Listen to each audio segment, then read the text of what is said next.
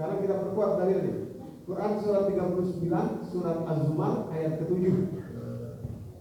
Ini adalah soft skill ya, skill yang ada di dalam diri kita yang akan membawa kita insya Allah bisa membuka pertolongan Allah. Maksud saya begini Bapak Ibu sekalian, ini tutup, misalkan gelas ini ada tutupnya. Ya. Biasanya kalau ditutup begini, air nggak akan masuk kan? Kalau sudah dibuka walaupun sedikit, insya Allah akan masuk. Pertolongan Allah itu akan masuk, walaupun sedikit bukanya itu akan kebuka, akan masuk. Tapi selama masih ditutup nggak bisa masuk. Itu maksud saya. Jadi Allah maha baik kok, Allah maha baik.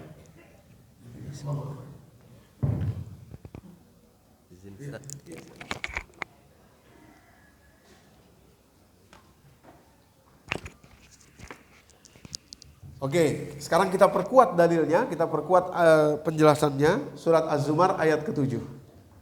Kalimat Allah begini. A'udzubillahi minasyaitonirrajim. In takfuru, ya. Kalau kamu kufur, nah, kufur itu ada dua. Ada kufur akidah dan ada kufur nikmat. Nah, yang dimaksud di ayat ini kufur apa? Ya. Yang dimaksud adalah kufur nikmat. Dari mana taunya? Nanti kita masuk berikut ayat kalimat berikutnya. In takfuru, kalau kamu kufur nikmat, fa innallaha ghaniyun ankum, ketahuilah Allah tidak butuh sama kamu. Nah, ini ancaman berat nih. Ya, ancaman berat. Saya ulangi, in takfuru, kalau kamu kufur, ketahuilah Allah tidak butuh sama kamu. Fa innallaha ghaniyun ankum, karena Allah kaya di atas kamu. Allah tidak perlu sama kamu. Kira-kira begitu. Ya, kalau kamu tidak bersyukur, ya. Lanjut kalimatnya, wala yardha li ibadihil kufr, dan Allah tidak meridhoi kekufuran nikmat hamba-hambanya itu. Artinya, selama orang kufur nikmat, Allah tidak ridho sama dia. Ya, misalkan 24 jam hidup kita, ada kufur nikmat 12 jam. Berarti 12 jam itu Allah nggak ridho sama kita. Gitu ya. Kok jadi pada diam nih Ibu? Lanjut dulu ya kalimatnya ya. Wala yardha li ibadihil kufr. Lanjut kalimatnya, saya tunjukin kalimatnya supaya jelas. Nah, tadi kufurnya kok kufur nikmat, taunya dari mana Ustadz bahwa kufur ini kufur nikmat? Kalimat berikutnya. Wa in tashkuru, kalau kamu bersyukur, nah sebagai lawannya syukur. Kalau kamu bersyukur, yardhahu lakum, maka Allah meridhoi kamu. Nah, kalau kamu bersyukur, Allah meridhoi kamu. Kalau kamu tidak bersyukur, Allah tidak meridhoi kamu. Jadi sekali lagi saya ulangi, dalam durasi waktu 24 jam, umpamanya bersyukurnya 10 jam, dalam 10 jam itulah Allah ridho. Itu. Kemudian dalam 14 jamnya tidak bersyukur, dalam 14 jam itulah Allah tidak ridho kepada hambanya. Nah, itu dia. Ya. Nah, kalimatnya berikutnya begini. Wala taziru waziratu wizra ukhra, dan seseorang tidak akan menanggung dosa orang yang lainnya. Maksudnya Bapak Ibu, kadang-kadang dalam satu rumah tangga, suami dan istri, istrinya kepengen bersyukur dalam hidup 24 jam itu. Tapi suaminya selalu ngeluh. Ya, ngedumel, marah, dan lain sebagainya. Yang itu merupakan tidak syukur kan? Mana ada sih orang marah syukur, kan gak ada. Mana ada orang ngedumel syukur, kan gak ada. Ya kan? Mana ada orang cemas dan bersyukur, gak ada. Nah, dua orang ini suami istri, tapi yang satu mau bersyukur, yang satu tidak mau bersyukur. Kata Allah, wala taziru waziratu wizra ukhra, walaupun suami istri, yang satu tidak akan menanggung dosa yang lainnya.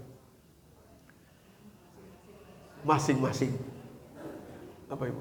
Masing-masing. Itu istri suami ya. Sebaliknya gitu juga Pak. Ya, saya biar adil ya. Sebaliknya gitu juga contohnya nih ya. Suaminya pengen bersyukur, tapi istrinya ngedumel terus. Ngedumel terus, cemas terus, dan lain marah-marah terus. Yang satu tidak menanggung dosa yang lainnya. Gitu. Wala taziru waziratu wizra ukhra. Ya, masing-masing gitu. Nah, demikian pula anak orang tua atau orang tua dan anak. Enggak, Walaupun itu anak orang tua, walaupun itu orang tua ke anak, tidak menanggung dosa. Karena dosa masing-masing, Bapak Ibu yang dirahmati Allah ya. Wala taziru waziratu wizra ukhra, tsumma ila rabbikum marji'ukum fa yunabbi'ukum bima kuntum ta'malun. Kepada Allah lah nanti kamu akan dikembalikan dan Allah akan jelaskan apa yang kamu lakukan. Ujung kalimatnya yang menarik, innahu alimum bizatis sudur. Karena Allah tahu apa yang ada di dalam isi hati masing-masing orang. Gitu. Bapak Ibu, ya. Jadi wala yardha li ibadihil kufur, Allah tidak ridho ketika seseorang kufur nikmat, sementara Allah ridho ketika seseorang bersyukur. Nah, ini kunci nih Bapak Ibu. Kadang-kadang kita mengatakan saya sih cuma cari ridho Allah sajalah. Cari ridho Allah. Apa cari ridho Allah itu? Apa maksudnya mencari ridho Allah itu apa? Nah, syukur. Motivasinya. Coba kita perhatikan kalimat Nabi SAW itu. Ya, dalam beberapa kitab yang berbeda, kalimatnya hampir sama. Ibunda Aisyah pernah menjelaskan. Nabi SAW, beliau sholat malam sampai kakinya bengkak. Bapak Ibu yang dirahmati Allah. Lalu ditanya oleh Ibunda Aisyah. Kira-kira kalau dalam bahasa kitanya, ngapain kok ngoyo begitu sholat sampai bengkak-bengkak kakinya? Toh, Anda ini adalah seorang Rasul, sudah jelas maksum, tidak punya dosa. Kalaupun ada kesalahan pasti Allah juga maafkan. Tempatnya surga, kafling rumahnya di surga sudah jelas. Ngapain sengoyo itu sholat sampai bengkak-bengkak? Apa jawaban Nabi SAW? Jawabannya ini, am akunu abdan syakuro, apakah saya sudah menjadi hamba yang bersyukur? Itu. Jadi peringkat Nabi pun itu mencari syukur. Karena syukur itu adalah ridho Allah. Bapak Ibu yang dirahmati Allah. Itu. Karena syukur itu adalah ridho Allah. Nah, jadi kalau kita pikir, enak ya jadi Nabi Muhammad, udah maksum masuk surga. Enggak, justru beliau mensyukurinya. Justru mensyukuri hal itu lebih berat daripada yang kita bayangkan. Jangan-jangan kalau kita yang dipilih jadi Nabi, kita tidak mampu mensyukurinya. Nah, itu maksudnya. Jadi apa yang ada sama kita sekarang itulah yang terbaik. Karena itu mudah untuk kita syukuri. Kenapa kita minta misalkan ya Allah jadikan saya ini waduh begini begitu, belum Allah kabul. Jangan-jangan kalau Allah kabul kita gak bisa mensyukurinya. Ujungnya apa? Kufur nikmat. Gitu. Kita lupa mensyukuri nikmat sehat, Allah kasih sakit. Ingat akhirnya syukur nikmat sehat. Gitu kan. Dan lain sebagainya. Oke, pelan-pelan nanti kita masuk lebih jauh. Jadi tadi di awal saya katakan ini sudah pernah kita sampaikan, tapi kali ini kita akan mempelajarinya secara lebih mendalam. Jadi kenapa kita kok bisa lupa kepada Allah? Lupa akan Allah yang memberi itu karena ada setan yang bekerja menarik kita dari titik syukur, Bapak Ibu ya. Pelan-pelan ya kita masuk. Ini sudah pernah kita sampaikan, tapi kita akan membuka ini secara lebih mendalam lagi. Jadi ada deklarasi setan. Ya.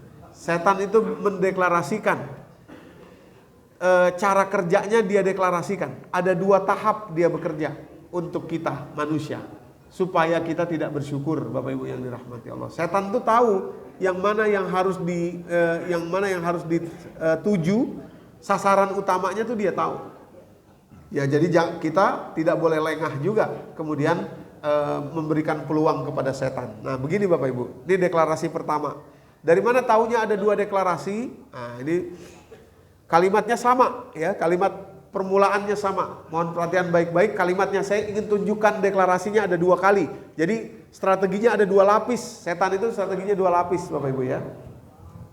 Di kalimatnya sama. Surat ke-7 ayat 16 kalimatnya begini.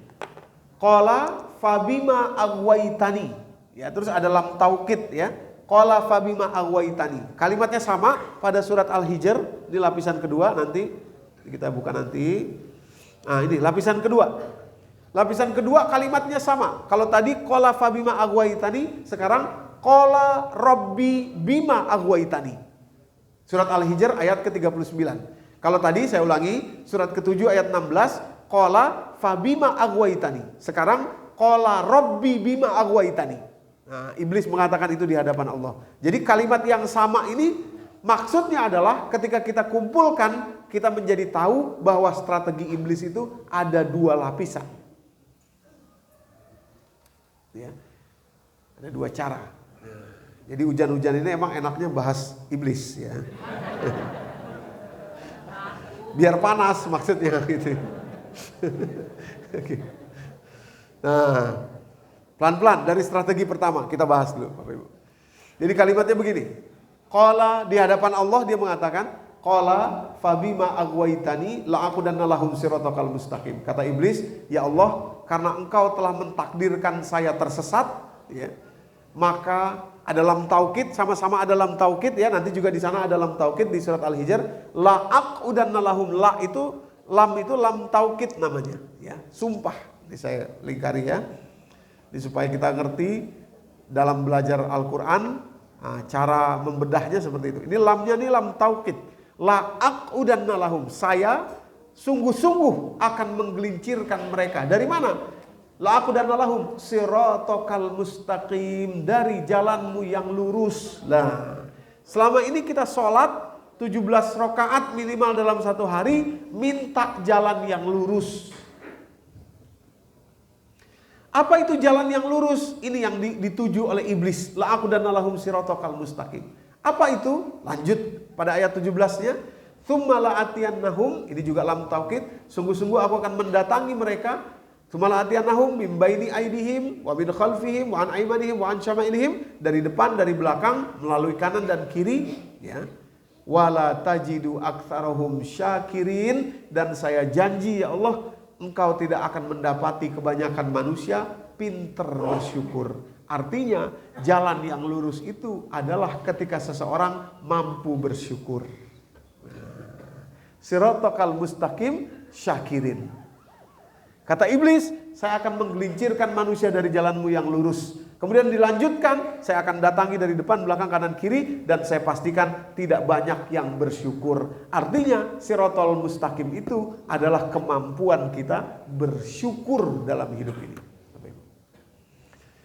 Nah, itu makanya Nabi sudah dijamin masuk surga, sudah punya kafling di surga, diampuni segala kesalahannya, dosa memang gak ada. Tapi beliau katakan, am akunu abdan syakuro, apakah saya sudah menjadi hamba yang bersyukur? Karena syukur itulah siratal mustaqim. Oke, nah sekarang kita bahas pelan-pelan strategi iblis ya. Jadi ini saya kan pernah nyampaikan juga ya. Sekarang tapi kita bahas lebih mendalam mengenai bagaimana iblis nanti punya strategi yang kedua. Depan, belakang, kanan, kiri. Bapak Ibu saya yakin masih ingat ya. Depan itu adalah masa depan, simbol masa depan. Cemas, takut, kecewa, cemas, takut, marah. Nah, apalagi? Was-was, ya, gelisah, anxiety, itu sekarang itu banyak sekali, ya. Anxiety dan lain sebagainya. Itu masa depan yang belum terjadi sekarang, tapi ada di masa depan dan sudah mempengaruhi kita sekarang. Itu adalah cara iblis untuk menarik kita dari syukur. Coba perhatikan, kita nggak akan bisa bersyukur kalau cemas, ya kan? Kita nggak akan bisa bersyukur kalau takut. Kita nggak akan bisa bersyukur kalau was-was. Kita nggak akan bisa bersyukur kalau curiga. Padahal semua itu adanya di masa depan, belum terjadi sekarang.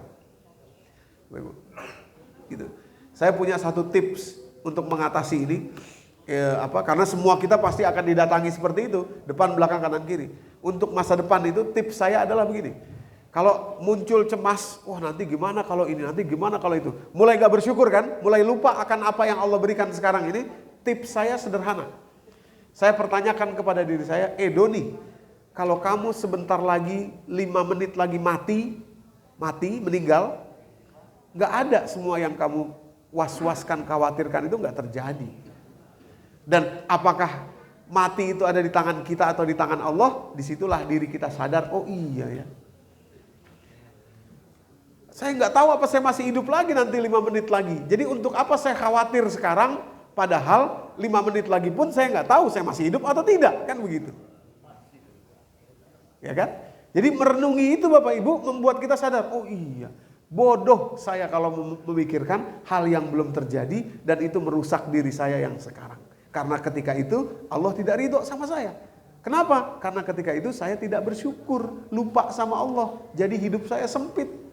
Bayangkan kalau orang mati, wafat saat dia lupa kepada Allah.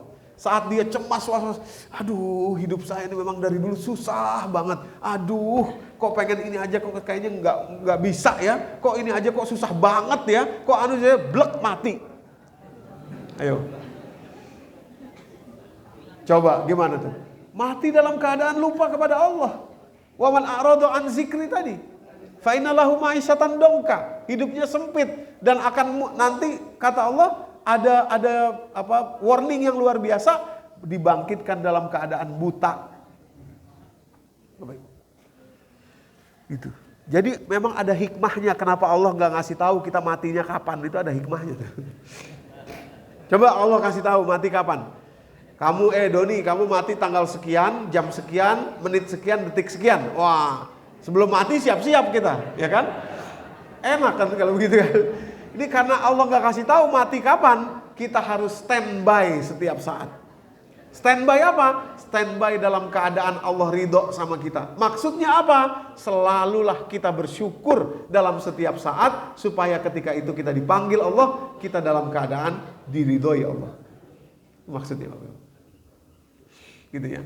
Oke, cemas masa depan, ya, takut, was-was, curiga dan lain sebagainya. Pokoknya apapun dilakukan iblis supaya kita ditarik atau didorong dari titik ini jadi gak syukur lagi. Masa lalu itu simbol belakang, Bapak Ibu yang dirahmati Allah, ya. Kecewa masa lalu, dendam, sedih, ya, dan lain sebagainya. Mana ada orang bersyukur ketika dia sedih? Kan gak ada. Mana ada orang syukur ketika dia dendam? Gak ada, Bapak Ibu. Jadi apapun dilakukan iblis supaya orang tidak ada di sini, apakah di sini atau di sini, iblis nggak peduli. Yang penting dia jangan bersyukur aja, gitu ya. Kadang-kadang gini iblis tuh, kalau sudah nggak bisa digoda pakai rasa cemas, udah kuat, udahlah, itu kan semua milik Allah. Sudahlah, disemuakan di tangan Allah. Toh nyawa kita juga di tangan Allah. Sudah nggak mempan dari depan nih, dia masuk dari belakang. Tuh gimana dulu si itu yang nipu kamu? Tuh gimana dulu si anu yang kok ngomongnya kok dia begitu dulu sama kamu? Kok dia ininya kok dulu begitu sama kamu? Kok anu dulu muncul ingatan-ingatan yang sudah lama itu, 1, 2 keluar semuanya. Nah, itu geraknya iblis untuk menarik kita. Artinya apa? Sudah tidak mempan dari sini, dia pakai dari sini. Apa Ibu? Iya. Dia tahu tuh, ya. Keluar semua yang dulu pernah kita kubur, yang pernah kita lupakan itu keluar semua. Oh iya ya, dulu si Anu ngomongnya begitu. Kok dia begitu ya ngomongnya sama saya ya? Itu maksudnya apa ya dulu ya? Padahal sudah terkubur lama tuh, bisa keluar lagi gitu ya. Kenapa? Bisa hidup lagi dia. Kenapa? Kerjanya iblis. Sebaliknya gitu Bapak Ibu. Kalau sudah dari belakang ini tidak mempan, orang sudah jago lah dia untuk mengatasi. Alah sudah, dendam saya maafkan. Sudahlah, semua ini saya juga bersalah kok. Saya juga bukan orang yang ini. Sudahlah, sudah. Dia kalau dari belakang ini, dari masa lalu ini sudah oke dia. Biasanya iblis akan datang dari masa depan, dari cemas. Tapi nanti gimana kalau kamu meninggal? Anak-anakmu apa sudah siap?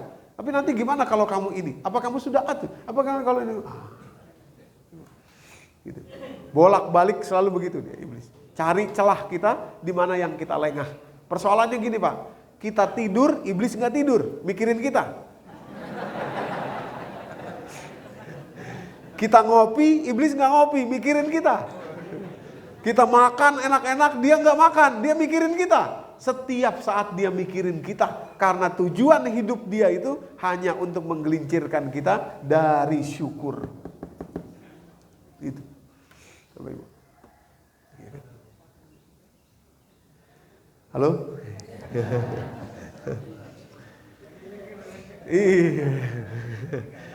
Lagi mikir dari depan apa belakang tuh iblis tuh ya. Mumpung iblis gak ngopi, kita ngopi dulu dah.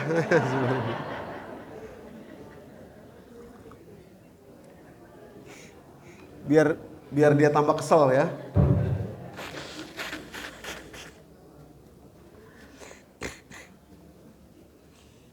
Baik, Bapak Ibu, sebetulnya ya iblis itu akan datang dari depan atau belakang itu isinya, kontennya itu selalu dua. Ya, ini untuk kita mudah nanti mengidentifikasinya. Isinya selalu dua. Isinya kalau bukan kepemilikan atau kemampuan, berarti pasti standar ukur, perbanding-bandingan, membanding-bandingkan. Selalu begitu. Ya, jadi isinya dua, datangnya dari belakang atau dari depan. Lewat cemas atau sedih dari masa lalu. Tapi selalu isinya ini. Kalau bukan perbandingan atau kepemilikan. Kepemilikan. Contoh, maaf ya, contoh. Misalkan, atau kemampuan ya. Kemampuan itu misalkan salah satunya, maaf ini, kesehatan Bapak Ibu. Kesehatan itu kan makin lama akan makin menurun. Karena badan kita ini memang tabiatnya begitu. Sudah di atas 40, jantung kita itu cuma bisa mompa darah maksimal 1,5 liter. Yang dulunya selama 40 ke bawah itu sampai 2,5 liter per menit. Sudah usia 40 tinggal 1,5 liter. Terus semakin tinggi usia semakin lambat kerja jantung gitu. Memang begitu, mau diapain juga memang begitu.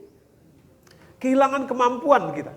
Nah, dengan cara iblis dipakailah kehilangan kemampuan ini. Ya, dipakai untuk apa? Misalkan dengan kehilangan kemampuan, terus perbandingan, terus ke masa lalu. Contoh, makanya saya sering bilang begini Bapak Ibu. Kalau kita lagi dipijitin, saya juga sering minta pijitin anak. Kalau Bapak Ibu mungkin dipijitin cucu, ya. Ini bedanya antara dipijit kena godaan iblis dengan enggak tuh gini. Kalau lagi dipijitin nih, kakeknya dipijit. Terus dia bilang gini sama cucunya, aduh kakek sekarang udah tua, naik motor dikit susah, masuk angin.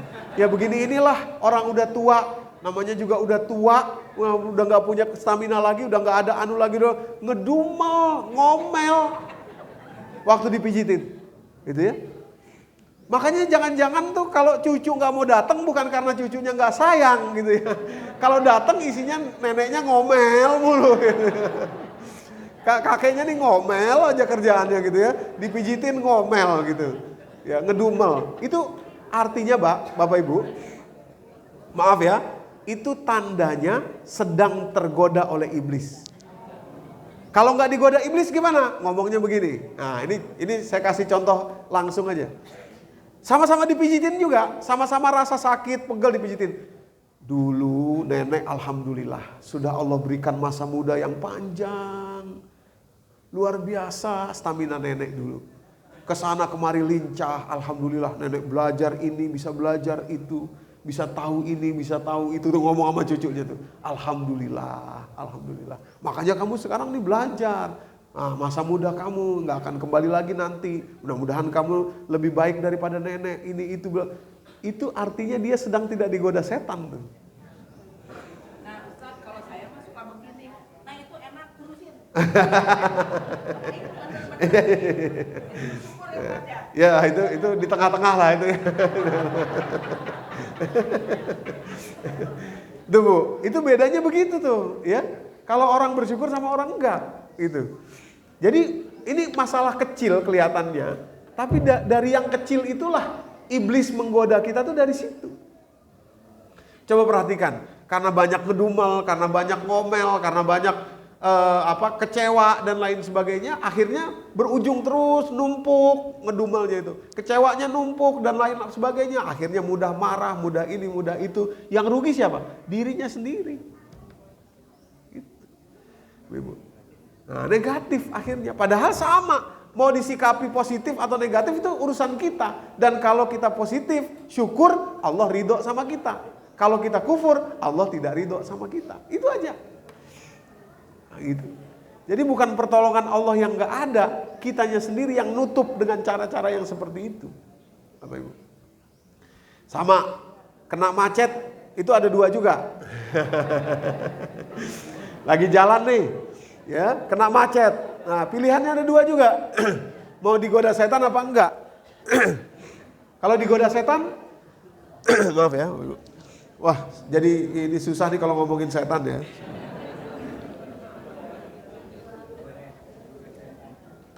Ada sabotase. macet, ketemu jalanan macet misalkan gitu ya, panjang macetnya gitu, lihat di Waze, waduh ini panjang macetnya nih. Pilihannya dua, kita bisa ngomel, ngedumel, yang itu artinya kita tidak bersyukur, atau kita bisa alihkan kepada yang syukur. Contohnya apa? Gampang Bapak Ibu. Kalau kita sendiri misalkan macet, lihat sekitar, saya pernah nih mengaplikasikan ini, mau diundang ceramah macet, waduh macetnya luar biasa. Saya khawatir, takut, waduh gimana nih, orang udah pada ngumpul, acara besar begini begitu dan lain sebagainya, orang datang sekian banyak, kok saya terlambat misalkan begitu ya. Saya khawatir gitu ya. Nah, dalam khawatir itu saya pakai ilmu, coba memakai ilmu ini. Saya coba sekuat tenaga melupakan dengan melihat pemandangan di luar. Masya Allah, rupanya ada itu ya di sini, rupanya ada anu ya di sini, rupanya ada itu ya di sini. Akhirnya kembali rasa syukur saya. Alhamdulillah, saya bisa merasakan, melihatkan pemandangan ini, pemandangan itu, bla bla bla. Luar biasanya Bapak Ibu, itu kalau dalam hitung-hitungan manusia, acara itu nggak akan nyampe saya. Ya, ini beberapa kali saya alami begitu.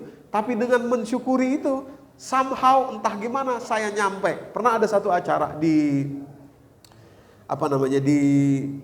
daerah Lebak Bulus ya. Satu acara saya terlambat nih gitu kan. Padahal saya udah jalan lebih cepat, tapi macet juga dan ini. Saya berusaha mensyukuri. Terus saya tahu walaupun sudah bersyukur begitu, datangnya tetap terlambat juga gitu ya. Terlambat kira-kira setengah jam lah. Begitu saya nyampe, rupanya ibu-ibu belum pada nyampe nih, pengajian ibu-ibu. Dari segala macam itu ya, dari Lebak Bulus. Dari segala macam. Iya. Malah si ketua panitianya maaf kepada saya. Aduh maaf Ustadz, ini ibu-ibu kok pada belum nyampe, begini begitu bla bla bla. Biasanya nggak pernah begini loh gitu ya. On time bla bla bla. Dalam hati saya kok jadi dia yang minta maaf sama saya gitu ya. Padahal saya yang cemas tadi, saya khawatir ya. Begitu saya duduk Bapak Ibu yang dirahmati Allah, sekitar 2-3 menit lah, 5 menit, semua pada datang, semua nyampe on time, tepat pada saat saya sudah datang, acara dimulai. Saya merenung begini, mungkin inilah yang dimaksud Allah, kalau kita bersyukur, apapun itu, insya Allah Allah ridho sama kita. Kalau Allah sudah ridho Pak, sudah, beres. Itu. Tapi kalau Allah gak ridho, gak ketemu kita jalan keluar, gak ketemu. Jadi semakin kita khawatir, semakin Allah gak ridho, semakin lupa dari syukur. Semakin kita takut, kalut, semakin gak ketemu solusi untuk persoalan hidup kita. Gitu.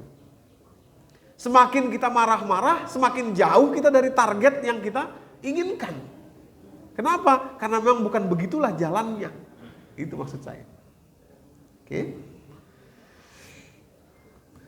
Sekarang lapisan kedua ya Bapak Ibu ya. Jadi sudah depan belakang ya, kemudian menggunakan kepemilikan atau perbandingan dan lain sebagainya. Sekarang ada lapisan kedua nih. Ini lapisan ini yang lebih parah menurut saya. Kata iblis begini. Kata iblis begini. Qala rabbi bima aghwaytani, ya Tuhanku karena engkau telah mengizinkan aku tersesat, la uzayyinanna lahum. Tadi la atiyannahum, sekarang la uzayyinanna lahum. Saya akan menghiasi di kepala manusia itu, saya akan hiasi dia. Hiasi apa? Saya akan menghiasi bahwa ketika dia tidak bersyukur, dia pikir itu adalah yang benar. Gitu. Ini lebih parah. Ini luar biasa. Jadi oleh iblis dihiasi di kepala kita, ketika kita marah-marah, kita pikir itulah yang benar. Iblis hiasi di kepala kita ketika kita khawatir, aduh nih anak kalau nggak dididik nanti mau jadi gembel apa dia nih. Kita pikir itulah yang benar. Gitu. La uzayyinanna lahum. Setelah itu baru wala ughwiyannahum ajmain. Setelah itu baru saya akan menyesatkan mereka semua. Dari kata ghawi itu lupa sebetulnya. Saya akan melupakan mereka semua, artinya menyesatkan mereka semua. Bapak Ibu. Nah, jadi kembali ke gambar tadi ya. Sebetulnya Bapak Ibu, gambar tadi ada ini nih. Nah, ini tanda panah inilah. Yang surat Al-Hijr ayat 39 tadi itu ini. Yaitu ketika bergesernya syukur ke cemas, ini tanda panah ini nih. Orang nggak berasa, bahkan orang pikir itulah yang benar. Itu adalah kerjanya iblis. Kerjanya iblis. Contoh ya. Saya tahu saya sering menyampaikan ini, contoh ini. Tapi kali ini kita fokus pada satu kalimat depannya saja ya. Ini Bu Kanti Utami, saya yakin beberapa kali saya pernah menyampaikan di sini. Usia 32 tahun 2022 yang lalu beliau ini menggorok leher 2 orang anaknya. Anaknya 3, yang 2 itu wafat, yang 1 karena udah besar gak sempat digorok terus kabur. Terus manggil tetangga dan akhirnya tetangga datang, Ibu Kanti ditangkap. Nah, ini dia orangnya. Nanti begini, ada video yang menarik direkam oleh polisi. Ketika beliau ditangkap, baru nyampe di situ langsung ditanya-tanyain oleh polisi, direkam. Menurut saya dalam dunia penelitian ini adalah informasi A1 gitu ya. Genuine, karena belum disidang, belum apa. Kalau sudah setahun kemudian udah beda lagi ceritanya. Ini baru langsung ditangkap terus dia langsung ditanya. Nah, yang menarik begini Bapak Ibu. Di kalimat pertama Bu Kanti, ya setelah dia ditangkap menggorok anaknya meninggal 2. Kalimat pertama yang dia katakan adalah, saya dari kecil sudah dikurung. Dikurung oleh siapa? Oleh semuanya. Semua itu siapa? Ibu saya. Ibu saya. Dia bilang. Loh kok jadi pada diem deh ibu-ibu ya. Jadi Bu, ibunya Bu Kanti, dari sini kita tahu adalah seorang ibu yang kalau anaknya nakal, anaknya bandel misalkan, disuruh belajar gak mau, ujiannya jelek, dia marah, kemudian anaknya dikunciin di kamar mandi. Kunciin di kamar mandi. Kalau ditanya kepada ibunya Bu Kanti, kenapa ibu dulu sampai mengunci anak di kamar mandi? Pasti jawaban ibu itu akan mengatakan kira-kira begini, supaya saya ingin mendidik dia. Itulah tanggung jawab saya sebagai seorang ibu. Jangan sampai dia jadi seperti saya, miskin begini. Dia harus belajar dong, supaya dia hidupnya nanti enak. Tanggung jawab saya sebagai seorang ibu, itu yang saya lakukan. Nah, orang ini berpikir itu benar. Gitu ya. Itulah la uzayyinanna lahum, tadi ini kalimat iblis nih. Saya akan hiasi di kepala mereka. Seolah-olah itu benar. Seolah-olah ibu yang bertanggung jawab adalah ibu yang harus selalu marah sama anaknya.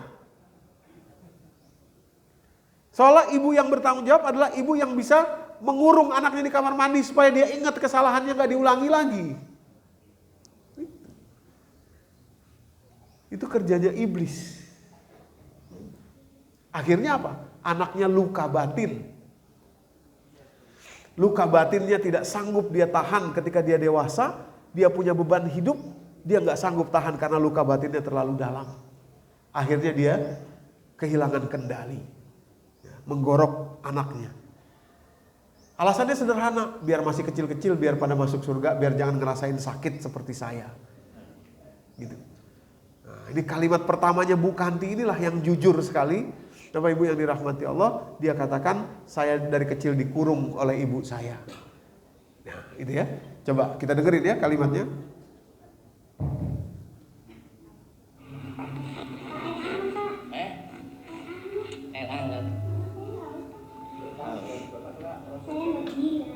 Iya. Dikurung sama siapa? Semua itu siapa? Nah, dari kecil saya sudah dikurung sama siapa? Semuanya. Semua itu siapa? Kata polisi tadi. Ya ibu saya. Ibu saya. Tuh, Ibu.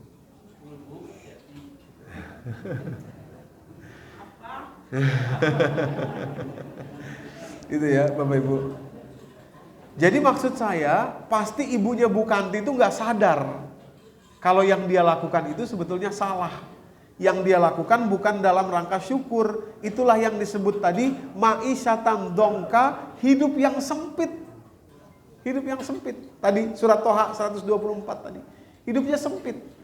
Nah, harusnya gimana? Harusnya kan syukur. Syukur.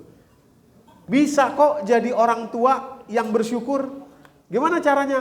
Tetap ngingetin anak, tetap memantau anak, tapi kali ini bukan dengan marah, bukan dengan cemas, bukan dengan memperbandingkan, bukan dengan menghukum dikunciin di kamar mandi, tapi dengan rasa syukur. Syukur tuh gimana sih? Syukur itu merasakan gembira diberi oleh Allah. Bukankah dulu waktu anak itu lahir kita gembiranya luar biasa. Menetes air mata kita waktu dia lahir. Ayahnya mengazankan dan lain sebagainya. Kita peluk-peluk, kita cium-cium dia itu. Anak itu anak yang sama dengan yang sekarang itu sama. Gitu. Bapak Ibu, sama. Kenapa sekarang enggak lagi gitu kan ya? Karena adanya perbandingan, adanya rasa cemas, adanya rasa takut, adanya rasa khawatir. Ditambah lagi masa lalu orang tuanya yang mungkin masih ada trauma dan lain sebagainya. Dia pikir nanti anaknya akan jadi seperti dia, akan begini, akan begitu. Nah, disitulah setan masuk.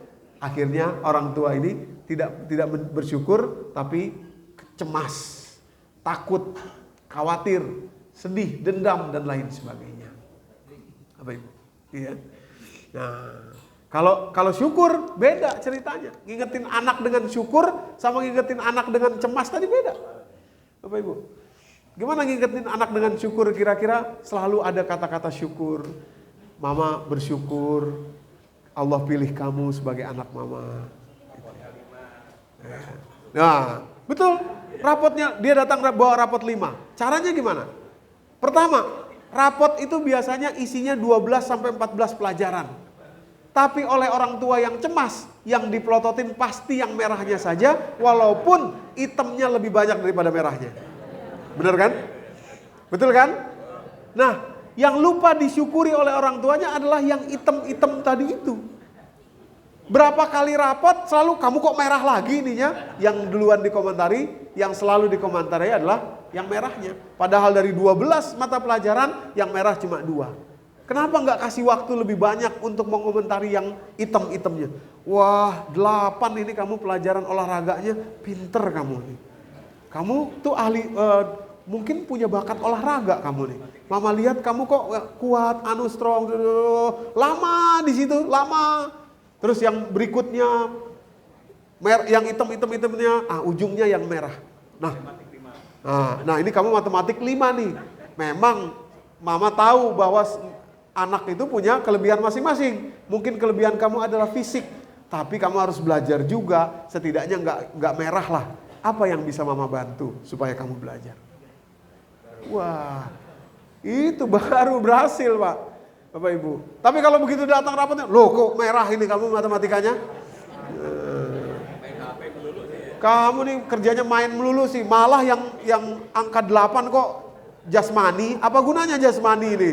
Wah, itu ya. Gitu. Nah, itu. Umumnya kan begitu kan? Nah, itu kalau tidak bersyukur tuh begitu. Karena apa? Khawatir sama yang merah itu. Ya udah gitu pinter juga lagi guru-guru, kenapa dikasih tinta merah gitu ya. Merah itu kan nyolok banget gitu ya. Harusnya yang bagus dikasih merah gitu ya, yang tidak bagus justru dikasih hitam. Nah, makanya Bapak Ibu jangan sampai saya jadi guru. Kalau saya jadi guru saya balik gitu. Supaya orang tuanya sadar kalau lebih banyak nilai yang bagus daripada nilai yang jelek di rapot anaknya, itu yang lupa dia apresiasi. Oke? Nah, terakhir ya, saya ingin sampaikan bagaimana kisah Nabi Yunus ya. Nabi Yunus itu nabi, rasul, tapi karena satu kesalahan beliau yakni marah, akhirnya Allah menghukum beliau. Alhamdulillah beliau bisa mengerti dan bertaubat ya. Di surat As-Saffat, surat ke-37, mulai dari ayat 139, kalimatnya menarik begini Bapak Ibu. Wa inna Yunusa laminal mursalin. Sungguh Yunus itu adalah seorang rasul. Nah, maksud saya, seorang rasul aja kalau tidak bersyukur dihukum Allah, apalagi kita. Nah, itu ya. Sungguh Yunus itu adalah seorang rasul. Kemudian lanjutan ayatnya ketika dia lari ke kapal, kemudian dia diundi untuk karena kapalnya terlalu berat, harus ada satu orang yang dibuang ke laut. Diundi, dalam berbagai riwayat dikatakan undiannya tuh sampai berkali-kali, tapi selalu yang keluar nama Yunus. Undi lagi, keluar nama Yunus. Orang nggak enak, oh dia kan nabi nih, masa kita cemplungin. Undi lagi deh, keluar lagi nama Yunus, nggak enak. Undi lagi, sampai berkali-kali selalu keluar nama Yunus alaihissalam. Akhirnya beliau harus dibuang ke laut karena muatan kapal terlalu berat. Hadirin yang dirahmati Allah. Nah, yang menarik begini, kemudian kita tahu kisah lanjutannya, beliau ditelan oleh ikan di dalam perut ikan beliau. Nah, yang menarik pada ayat 143-nya. Kalimatnya begini. Falaula annahu kana minal musabbihin, seandainya Yunus ini bukanlah orang yang rajin bertasbih kepada Allah, ya, mengingat Allah, itu di perut ikan beliau bertobat di situ, ya. Falaula annahu kana minal musabbihin. Nah, ada kalimat begini, la labitha fi batnihi ila yaumi yub'atsun, niscaya dia akan tinggal di perut ikan itu sampai hari kiamat. Dan itu bukan enak Pak rupanya itu ya. Saya membuka beberapa kitab tafsir itu dijelaskan, beliau di dalam perut ikan itu, riwayat mengatakan begitu beliau dimuntahin oleh ikan, itu kulitnya terkelupas Pak, Bapak Ibu. Karena panas, di dalam perut ikan itu kulitnya terkelupas, kulitnya Nabi Yunus itu. Nah, jadi bayanginlah kalau beliau tinggal di dalam perut ikan sampai hari kiamat. Ila yaumi yub'atsun. Nah, yang mau saya katakan, ini semua terjadi karena satu hal. Nih, surat Al-Anbiya ayat 87. Al-Anbiya surat ke-21 ayat 87. Makanya kita jangan pandang remeh ini. Jangan pandang remeh tidak bersyukur kepada Allah itu. Ya Bapak Ibu. Kalimatnya begini. Wazannun, dan ingatlah Zunnun. Zunnun itu Yunus ya. Wazannun izzahaba mughadiban. Ketika dia pergi meninggalkan kaumnya dalam keadaan marah. Marah. Ada garis bawah di sini. Mughadiban, marah dia. Sebetulnya kalau tidak marah tidak apa-apa. Gitu. Meninggalkan kaumnya sebentar atau apa itu kalau nggak marah nggak apa-apa. Tapi karena ada kata-kata mughadiban di sini, maka yang kita pelajari adalah saat ini Nabi Yunus tidak bersyukur. Buktinya apa? Beliau marah terhadap kaumnya. Nah, kemudian ada fa'atof nih ya. Nah, sekarang udah mulai penjelasan kita pakai i'rab ya, pakai i'rabul arabiyah. Fa ini fa'atof, menunjukkan sebab akibat. Karena beliau marah, mughadiban, fazonna alan naqdiru alaih, maka kemudian muncul dalam pikirannya tidak ada lagi yang lebih atas daripada dirinya. Artinya beliau marah, kalau saya nggak marah begini nanti kaum saya tuh gimana? Mereka tuh sama sekali tidak respect kepada saya, kira-kira begitu ya. Sudah saya dakwahi, sudah saya kasih ini, saya kasih itu, masih nggak mau dengar juga, maunya apa sih? Marah, mughadiban. Fazonna alan naqdiru alaih, ya. Fanada fi zulumat, kemudian beliau ditelan oleh ikan paus, dibawa ke dasar perut ikan, ke dasar lautan dalam perut ikan. Disitulah kemudian beliau berdoa, sadar. Fanada fi zulumat, beliau berdoa dalam kegelapan. Ya. Apa doa beliau? Allah ilaha illa anta, subhanaka, inni kuntu minaz zalimin. Ya Allah, tidak ada Tuhan selain Engkau. Maha suci takdirmu ya Allah, kira-kira begitu ya. Maha suci ketentuanmu ya Allah, saya yang zalim. Inni kuntu minaz zalimin. Saya yang zalim itu apa? Karena saya lupa bersyukur saat saya mughadiban, diambil dari kata ghadab yang artinya marah. Saat saya marah, lupa bersyukur. Saya zalim di situ, kata Nabi Yunus. Taubat beliau inilah yang diterima oleh Allah, dan kemudian tadi beliau dikeluarkan dari perut ikan dalam keadaan yang luka-luka, kulitnya terkelupas, Bapak Ibu yang dirahmati Allah. Seandainya beliau tidak taubat, akan ada di perut ikan sampai hari kiamat. Gitu. Maksud saya, sekali lagi saya ulangi, ini nabi yang begini. Ya, gimana kalau kita? Itu maksudnya. Ya. Jadi Bapak Ibu, sudahlah. Sisa hidup kita ini, mari kita betul-betul dedikasikan untuk mencari ridho Allah. Ridho Allah itu apa? Syukur Bu, Pak, syukur. Syukuri yang sudah Allah beri ini banyak sekali. Gitu ya. Kita kan lahir gak bawa apa-apa ini ke atas dunia ini. Bahkan kita diciptakan Allah juga bukan karena kita. Kita gak punya investasi apa-apa. Sudah Allah beri segalanya kepada kita. Kalau hal-hal kecil yang terjadi dalam hidup kita, 1 atau 2 kasus yang terjadi dalam hidup kita yang gak enak, sama sekali tidak sebanding untuk bisa mengurangi rasa syukur kita atas apa yang sudah Allah berikan kepada kita. Ya.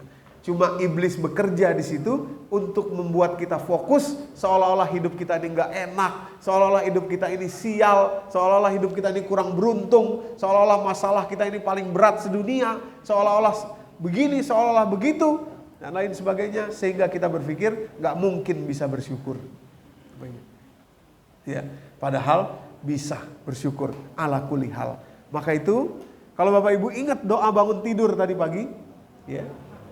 Bagaimana doanya? Nah, itu doa luar biasa tuh, Bu. Luar biasa itu doa. Tapi harus direnungi dulu. Jangan alhamdulillah langsung lihat WA. Itu nggak dapet itu. Nggak dapet itu. Langsung lihat WA, langsung ke toilet, nggak dapet itu. Duduk sebentar dalam doa itu. Alhamdulillah. Allazi ahyana ba'dama amatana wa ilaihin nusyur. Terima kasih. Kalau perlu digituin, terima kasih ya Allah. Saya masih hidup, masih diberi kesempatan hidup hari ini. Mahal sekali, mewah sekali. Setelah saya mati tadi malam, terima kasih ya Allah.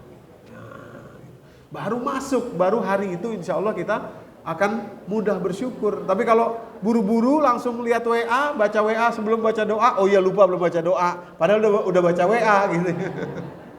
Nah, nanti yang ingat kita adalah isi WA-nya gitu ya, isi WA orang. Kok dia ngomongnya begitu, kok dia dia rupanya pemilih capres 0 sekian. Padahal begini, padahal begitu lah, itu kan masuk dalam pikiran kita, akhirnya ujungnya kita sakit, ya, sakit fisik maupun sakit kemudian kesadaran kita karena tidak mampu bersyukur. Baik, terakhir Bapak Ibu, yang dimaksud ma'isyatan dongka dalam fisik kita adalah ketika kita tidak bersyukur, ya. Itu berarti kita sedang stres, apapun stresnya itu, apakah itu marah, sedih, kecewa, dan lain sebagainya. Apalagi marah itu luar biasa ya. Tadi Nabi Yunus aja kehilangan keistimewaannya ketika beliau marah. Ketika seseorang stres, itu tubuh itu merespon. Namanya stress response system ya. Ada 2 sistem dalam tubuh kita. Yang satu namanya kelenjar atau endokrin, yang satu lagi adalah sistem syaraf. Nah, begitu kita stres, Bapak Ibu yang dirahmati Allah, kelenjar kita bekerja, 3 kelenjar namanya hipotalamus, kelenjar pituitari, dan kelenjar adrenal mengeluarkan kortisol. Kortisol itulah nanti yang akan menekan imun sistem tubuh kita. Kalau dia kebanyakan, gitu ya. Imun sistem itu ditekan, Bapak Ibu yang dirahmati Allah, akhirnya kalau kita kena satu bakteri, satu virus, lebih mudah masuknya. Nah, inilah yang Allah sebut ma'isyatan dongka tadi itu. Hidup dalam keadaan sempit. Jadi bukan karena Allah, karena kita sendiri. Gitu ya, karena kita sendiri membiarkan itu menjadi stres. Nah, gitu ya. Gitu. Nah, ini namanya HPA aksis, hipotalamus, pituitari, dan adrenal gitu ya, menghasilkan kortisol. Kalau kortisol terlalu banyak, tadi dia menekan imun sistem dan sekaligus melakukan yang namanya glukokortikoid. Sesederhananya itu begini. Protein bisa-bisa dijadikan glukosa oleh dia. Jadi kebanyakan glukosa itu bukan hanya karena banyak makan nasi, bukan, tapi karena stres yang terutama, Bapak Ibu. Karena kebanyakan hormon kortisol ya. Jadi sebenarnya kalau mau diabetes itu turun, sebetulnya bukan suntik insulin. Suntik insulin itu solusi sementara. Karena insulin itu kan membuat glukosa tadi menjadi tenaga kan, menjadi energi kan. Sebetulnya yang harus dilakukan apa? Menurunkan tingkat kortisol supaya insulin yang asli masih bisa bekerja dengan baik. Menurunkan tingkat kortisol gimana? Tidak stres, syukur. Nah, itu yang Allah maksud ma'isyatan dongka. Ya, lepasin, syukur. Ya, lah. Akhirnya kortisol tadi Bapak Ibu kesemuanya ini dampaknya luar biasa tuh dia tuh ya, kortisol tuh stres tadi itu ya. Jadi pokoknya kalau nggak syukur rusak hidup kita. Itulah yang dimaksud dalam surat Toha tadi ayat 124, hidup yang sempit, ma'isyatan dongka gitu ya. Pertama, kortisol itu kalau kebanyakan yang langsung berasa itu pertama adalah blood pressure, tekanan darah naik. Semua blood pressure naik, Ibu ya. Kemudian apa? Berikutnya tuh yang sebelah sana. Blood sugar atau gula darah naik. Gitu, ya. Karena hormon kortisol tadi itu ya, kebanyakan hormon kortisol, ya, stres. Stres membuat hormon kortisol berlebihan. Terus menekan imun sistem nih tadi nih. Jadi kita gampang sakit, gampang kena bakteri sedikit, kena virus sedikit dan lain sebagainya gitu ya. Imun sistem kita tertekan karena kortisol. Yang paling mudah dan sederhana sebetulnya untuk kita lihat kita ini sedang stres atau enggak. Kadang-kadang stres kita tuh, saya enggak stres kok, happy-happy aja. Tapi badan kita ingat. Umpamanya tadi pagi misalkan gini ya, kita pagi nih lewat lagi mau ke masjid, tahu-tahu ada orang motor, buim, tuh orang kayak nggak lihat, kayak nggak punya mata, main gliding aja, bla bla bla, ngomel nih kita nih, udah selesai itu ya, terus kita jalan udah sampai sore, kayaknya saya happy aja, tapi kenapa gula darah saya naik ya? Yang terjadi tadi pagi itu Pak, Bapak Ibu, belum bisa dilupakan oleh tubuh kita, itu masalahnya, gitu. Nah, makanya penting bagi kita mengevaluasi diri kalau malam nih sebelum tidur, evaluasi tuh. Apa ya saya hari ini tuh ada yang ngeselin apa ya. Nah, yang ngeselin itu kita lepaskan sebelum tidur. Ya, lepaskan, ya. Yang sebenarnya yang sederhana untuk kita tahu gejalanya itu adalah pencernaan. Kalau pencernaan kita sudah mulai nggak baik, itu berarti ada stres dalam tubuh kita. Ada stres dalam tubuh kita tuh. Iya. Gitu. Itu tanda yang cepat ya. Kalau gula darah ini kan harus tensi, harus segala macam. Kalau pencernaan tuh cepat. Maaf ya, sembelit itu sudah satu tanda tuh. Bahwa ada sesuatu yang stressful. Mungkin kita lupa tadi ya, tapi badan kita nggak lupa. Berikutnya nanti ujungnya bisa ke jantung, sakit jantung. Jantungnya karena terpompa terlalu cepat, detak heart rate variability, variabel detak jantungnya jadi tidak karuan, Bapak Ibu yang dirahmati Allah. Jadi jantung memompa yang di luar kapasitas kecepatannya gitu ya. Akhirnya rusak jantungnya. Begitu juga memori hilang. Nah, jadi kalau gampang lupa itu artinya banyak stres. Benar itu. Benar. Oh ya, alhamdulillah. Jadi kalau gampang lupa nih, kita kayaknya tadi naruh kacamata di mana ya gitu ya. Cari nggak taunya di sini di kepala. Maaf ya, berarti itu ada sesuatu tuh gitu.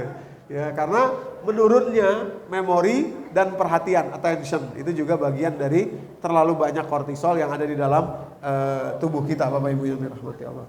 Ya.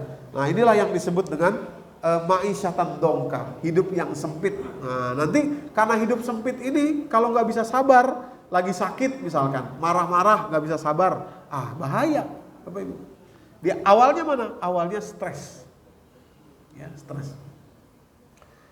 Nah, ujungnya bisa begini Bapak Ibu. Jadi kalau kebanyakan nanti imun sistem sudah tadi kan suppressing imun sistem ya, imun sistem tertekan tadi karena banyaknya kortisol, hidup yang sempit itu bisa mengganggu yang sekarang ini sedang populer namanya. Pertama, kalau imun sistem itu terlalu overreaction ya, terlalu banyak bereaksi, biasanya kalau usia masih muda imun sistemnya terlalu bereaksi.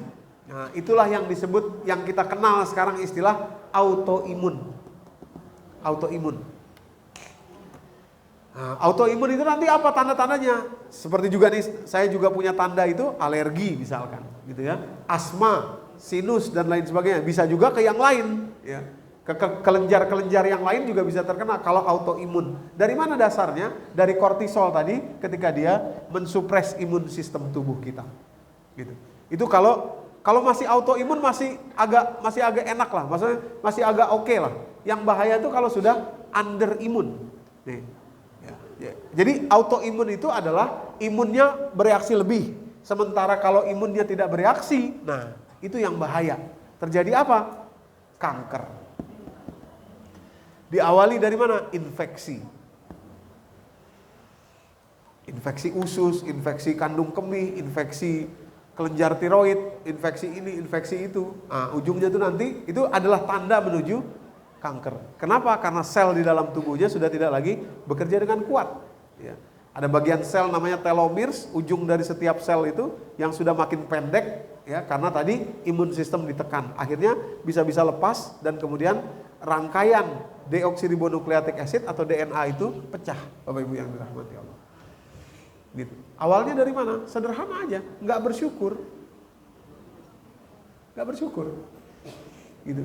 Jadi emang buat kita sendiri itu, kembali ke surat Az-Zumar tadi, wa in takfuru fa inallaha ghaniyun ankum, kalau kamu kufur nikmat kata Allah, Allah nggak butuh kamu, kamu yang butuh sama Allah. Maksudnya tubuh kita ini butuh untuk selalu syukur.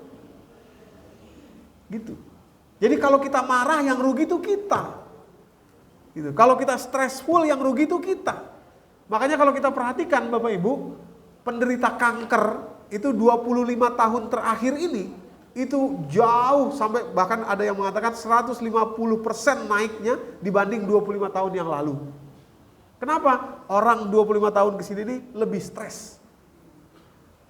Lebih stres. Ya, banyak hal yang menyebabkan itu. Salah satunya adalah media sosial. Media sosial ya, maaf nih. Kita buka media sosial, lihat tetangga lagi jalan-jalan ke Eropa.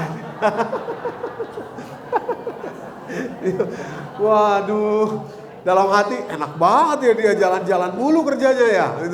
Perasaan nggak ada kerjanya, pasti kerjanya dia itu, mulai tuh cemas gitu ya, was-was, curiga. Udah mulai nggak bersyukur tuh, curiga tuh. Jangan-jangan ini ya, jangan-jangan perasaan suaminya jabatannya masih, mulai tuh ya. Jabatannya masih sekian deh, perasaan ini deh, perasaan itu deh, wah itu. Mulai dari situ mulainya tuh Bapak Ibu ya. Jadi memang media sosial ini seperti pisau. Pisau itu kalau dipakai oleh ibu-ibu jadinya makanan yang enak, tapi kalau dipakai oleh orang yang pikirannya jahat dia bisa pakai ngerampok itu pisau. Seperti media sosial. Sama, kalau mau dipakai baik, baik dia. Tapi kalau mau dipakai buruk ya begitu jadinya. Gitu. Kalau lihat media sosial orang udahlah, gak usah dipikirin. lewatin gitu ya, biar kita tidak stres Bapak Ibu. Oke. Saya pikir itu saja yang bisa saya sampaikan, sifat yang menutup pintu pertolongan Allah. Bukan Allah itu pelit, bukan Allah itu tidak mau menolong kita, tapi kitanya sendiri yang belum membuka pintu untuk masuknya pertolongan Allah. Kali ini kita bahas sifat lupa kepada Allah. Lupa kepada Allah itu apa? Lupa bersyukur ya, dalam hidup kita, dalam perjalanan hidup kita. Jadi Bapak Ibu, saran saya untuk diri saya dan kita semua, karena masing-masing kita akan bertanggung jawab kepada diri masing-masing, walaupun dia suami istri, walaupun dia anak orang tua atau orang tua anak, kita akan bertanggung jawab kepada diri kita masing-masing. Saran saya adalah kalau kita ada kesempatan, bersyukurlah segera. Dimanapun itu, biarin aja yang terjadi dalam kehidupan kita bisa apapun, tapi kita bisa bersyukur. Kalimatnya, alhamdulillah ala kulli hal. Segala puji bagi Allah atas semua hal, apapun hal itu. Bisa kita bersyukur itu. Demikian kira-kira, wallahu a'lam bishawab, billahi taufiq wal hidayah. Wassalamualaikum warahmatullahi wabarakatuh. Assalamualaikum warahmatullahi wabarakatuh. Waalaikumsalam.